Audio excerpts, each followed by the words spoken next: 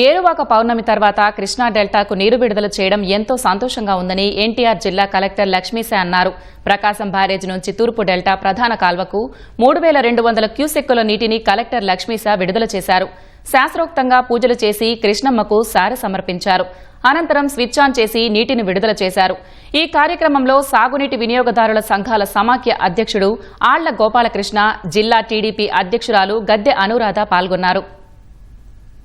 Krishna డెల్టాకి 3200 cusecs ఇక్కడ పెద్దలందరితో అధికారులందరితో కలిపి నీళ్లు రిలీజ్ చేయడం జరిగింది. సో మనకి ఇక్కడ చూసుకుంటే ఈ కృష్ణా డెల్టాకి కావాల్సిన 13 లక్షల ఎకరాలకు గాను దాదాపు 30 లక్షల మంది రైతులకి కావాల్సిన వాటర్ ఈ మన కృష్ణా బ్యారేజ్ నుంచి ప్రకాశం బ్యారేజ్ నుంచి వెళ్తుంది.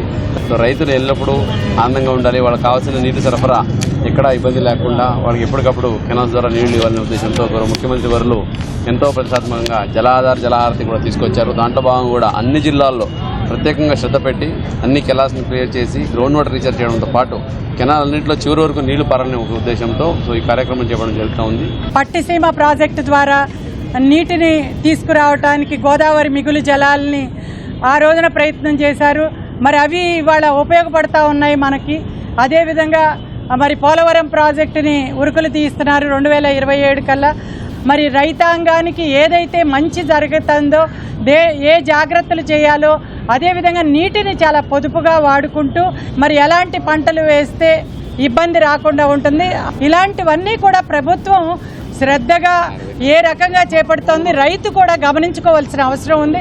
26-27లో ఓఎన్ఎం నిధుల కింద మన కృష్ణా డెల్టాకి 64 కోట్లు ఇచ్చి కాలువల పూడికి తీత, అట్లాగే కట్టల బలపరచడం చేయించడం జరిగింది నీరు కిందకి వెళ్ళడానికి. రాష్ట్ర వ్యాప్తం కూడా ఓఎన్ఎం కింద 444 కోట్లు ఇచ్చి రాష్ట్ర ప్రభుత్వం ముందుకెళ్తా ఉంది.